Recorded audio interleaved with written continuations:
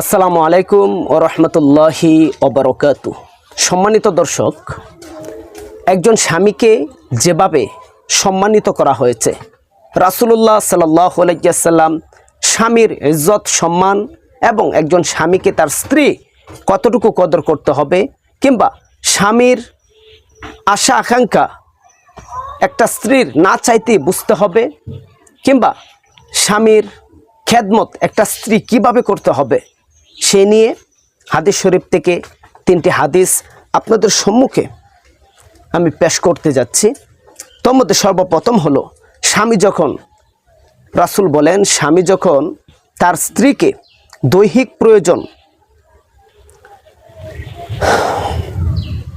দৈহিক প্রয়োজনে ডাকবে, আহ্বান করে, সে যেন স্বামীর কাছে অত্যন্ত দ্রুত আসে।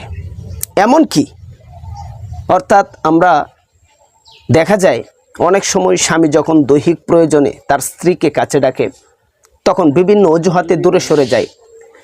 বিভিন্ন অজুহাতে যেন সে দূরে সরে যেতে না পারে, এই জন্য বিশ্বনবী জনাবে মুহাম্মদ রাসূলুল্লাহ সাল্লাল্লাহু আলাইহি ওয়াসাল্লাম তিরমিজি শরীফের 1160 নং হাদিসে উল্লেখ করেছেন যে দৈহিক প্রয়োজনে যখন স্বামী তার স্ত্রীকে ডাকবে, সে যদি রান্নাঘরে রুটি পাকানোর কাজেও ব্যস্ত থাকে, সে রুটি পাকানো রেখে সর্বপ্রথম দ্রুত অত্যন্ত বিনয়ের সাথে স্বামীর ডাকে সাড়া দেওয়া।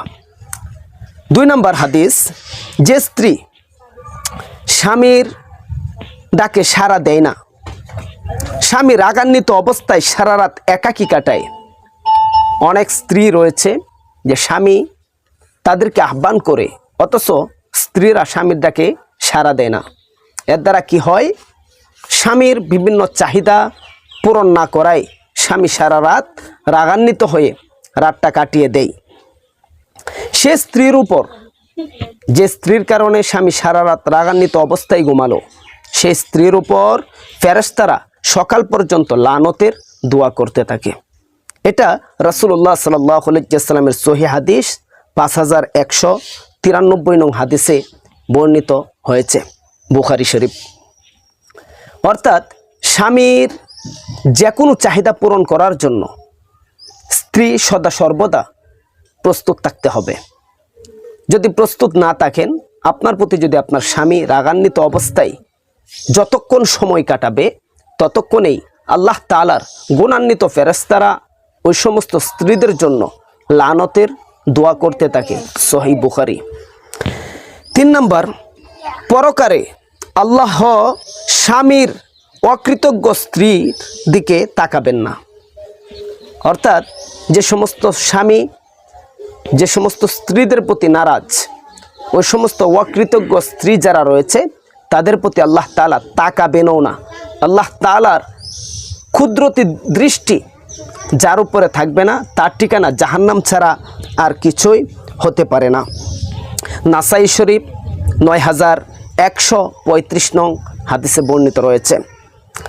4 নম্বর, স্বামীর অবাধ্য স্ত্রীর জন্য জান্নাত হারাম। যে সমস্ত স্ত্রীরা স্বামীর অবাধ্য হবে, ওই সমস্ত স্ত্রীদের জন্য আল্লাহ তাআলা জান্নাতকে চিরতরে হারাম করে দিয়েছেন। স্ত্রীর জন্য স্বামী তার জান্নাত অথবা জাহান্নাম।